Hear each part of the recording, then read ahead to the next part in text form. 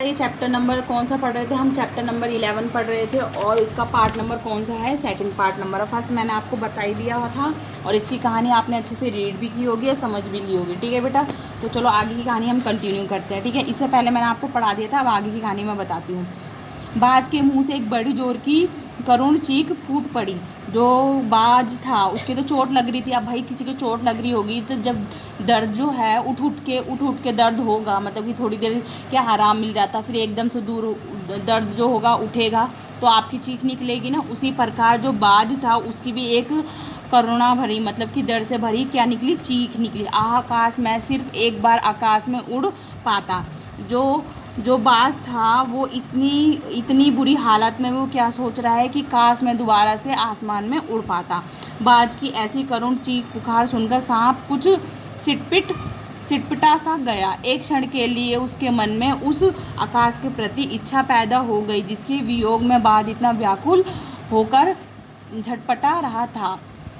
उसने बाज से कहा, यदि स्वतंत्रता इतनी ही प्यारी है तो इस चट्टान के किनारे से ऊपर क्यों नहीं उड़ जाने की कोशिश करते? हो सकता है कि तुम्हारे पैरों में अभी इतनी ताकत बाकी हो कि तुम आकाश में उड़ सको। कोशिश करने में क्या हर्ज है? ये कौन कहता है? ये सांप कहता है कि तुम इतनी बुरी हालत में हो, अगर तुम्हें उड़ने का मन है क्यों ना तुम इस किनारे से क्या एक बार उड़ने की कोशिश करो, इस चट्टान से काश तुम उड़ जाओ। ये कौन उसको सलाह देता है? ये सांप उसको सलाह देता है। ठीक है, तो आगे क्या कहा गया देखो। बाज में एक नई आशा जाग उठी। ये जो सांप ने बाज को ये बात कही तो जो बाज था उसके अंदर क्या उठी? एक आशा उठी। वह दोनों उत्साह से अपने घायल शरीर को अपने घायल शरीर को घसीटता हुआ चट्टान के किनारे तक खींच लाया। खुले आकाश को देखकर उसकी आंखें चमक उठी। उसने एक गहरी लंबी सांस ली और अपने पंख फैलाकर हवा में कूद पड़ा। जो सांप बाज था वो क्या उत्साह के पूर्ण अपने शरीर को क्या करके ले आया था? घसीटता हुआ ले आया था। कहाँ पे? चट्टान के किनारे। वहाँ से खुले आसमान को देखता है, उसकी आंखों में क्या आ जाती है? चमक आ जाती है और लंबी सी क्या लेने लग जाता है? सांस लेता है और पंख फैलाकर उड़ने की कोशिश करता है। किंतु उसके टूटे पंखों में इतनी शक्ति नहीं थी कि उसके शरीर का बोझ संभाल सके। एक बार जो पक्षी घायल हो जाता है तो उसको ठीक होने में टाइम लगता है ना, पर जो बाज था वो किसकी बात में आ गया? वो सांप की बात में आ गया। अब वो उड़ने की कोशिश के लिए क्या करने लगता है? चट्टान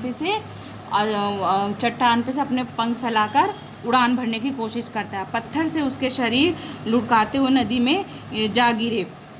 एक लहर ने उठाकर उसके पंखों पर जमे खून को धो दिया। आपने देखा है ना, जो तेज़ बहाव होता है पानी का वो मिट्टी को भी क्या करता है? बहा ले जाता है। उसी प्रकार जो बाज था उसके पंखों पे भी क्या आ गया था? पानी आ गया था। तो बाज के जो पंख पे खून लगा हुआ था वो क्या हो गया था? साफ हो गया था, धुल गए थे उसके पंख। उसके थके मादे शरीर को सफ़ेद फेने से ढका हुआ फिर अपनी गोद में समेटकर अपने साथ सागर की ओर ले चली। क्या ले चली? जो लहरें थी किसको ले चली? बाज को अपने साथ समेटते हुए ले चली। लहरें चट्टानों पे सिर ढूंढने लगी मानो बाज की मृत्यु पर आंसू बहा रही हो। जैसे जो बाज था वो किस में मिल गया था? वो समुद्र में मिल गया था। और बाज की लहरें ऐसे लग रही थी कि मानो कि जो बाज था वो जिसकी मृत्यु हो गई थी उसके ऊपर क्या जो नदी थी और समुद्र थे उसके ऊपर क्या बहा रहे हैं? आंसू बहा रहे हैं। धीरे धीरे समुद्र की असीम विस्तार में बाज आंखों से ओझल हो गया। चट्टान की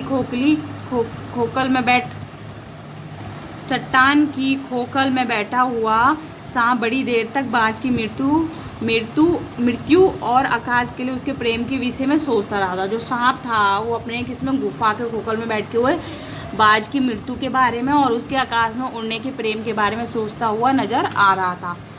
आकाश की असीम शून्यता में क्या ऐसा आकर्षण छिपा है जिसके लिए बाज ने अपने प्राण गंवा दिए? वह खुद तो मर गया लेकिन मेरे दिल का चैन अपने साथ ले गया। ना जाने आकाश में क्या खजाना रखा है। एक बार तो मैं भी वहां जाकर उसके रहस्य का पता लगाऊंगा, चाहे वहां कुछ देर के लिए ही क्यों ना हो। कम से कम उस आकाश का स्वाद तो चख लूँ। क्या कौन बोलता है? ये सांप बोलता है।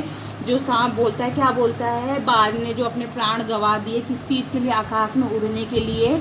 ऐसा आकाश में क्या रखा है, मैं भी एक बार देखना चाहूँगा, भले ही कुछ देर के लिए जाऊँ, पर मैं भी उस आकाश को देखना चाहूँगा, उसका स्वाद चखना चाहूँगा। यह कहकर सांप ने अपने शरीर को सिकोड़ा और आगे रेंगकर अपने को आकाश की शून्यता में छोड़ दिया।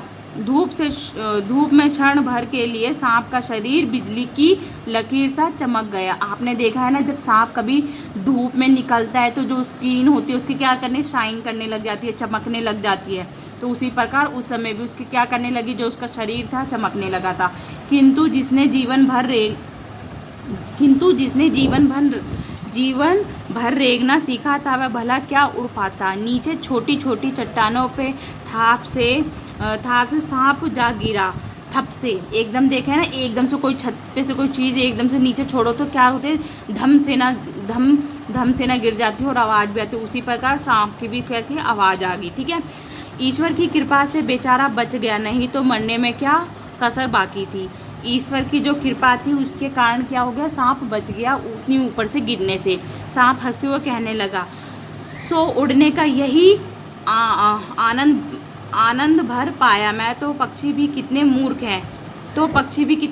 हैं, धरती के सुख से अनजान रहकर आकाश की ऊंचाइयों को नापना चाहते हैं, किंतु अब मैंने जान लिया है कि आकाश में कुछ नहीं रखा, केवल ढेर सी रोशनी के सिवा वहाँ कुछ भी नहीं। शरीर को संभालने के लिए कोई स्थान नहीं, कोई सहारा नहीं, फिर वह पक्षी किस बूते पर इतनी डींगे हाँकते हैं, किस लिए धरती के प्राणियों को इतना छोटा समझते हैं। अब मैं कभी धोखा नहीं खाऊंगा। मैंने आकाश देख लिया और खूब देख लिया। बाज तो बड़ी बड़ी बातें बनाता था, आकाश के गुण गाते थकता नहीं था। उसी की बातों में आकर मैं आकाश में कूदा था। ईश्वर भला करे, मरते मरते बच गया। जो सांप था वो क्या कहता है, सांप जब ऊपर से पहाड़ी पे से क्या करता है, उड़ने के लिए क्या भरता है, आहें भरता है, तो एकदम से वो धम से ना क्या गिर जाता है, पहाड़ पे द्वार से गिर जाता है। और वो क्या करता है, वो किसके बारे में बेवकूफ़ दिखलाने की बात करता है, पक्षियों के बारे में। जहाँ पे आसमान में रहने का स्थान नहीं है, जीवन बिताने का स्थान नहीं है, उसके क्या पक्षी क्या करते हैं, डींगे हाँकते हैं, बातें करते हैं। हम तो अपनी ज़मीन पे ही सुरक्षित हैं, हमें तो अपना जो ज़मीन पे रेंगना ही क्या लगता है, पसंद लगता है। और इसमें वो जो सांप जो था ऊपर से जब उड़ने की कोशिश करता है और धरती पे गिरता है तब भी वो बच जाता है, तो ईश्वर का शुक्रिया अदा करता है कि मेरे को भगवान ने बचा लिया।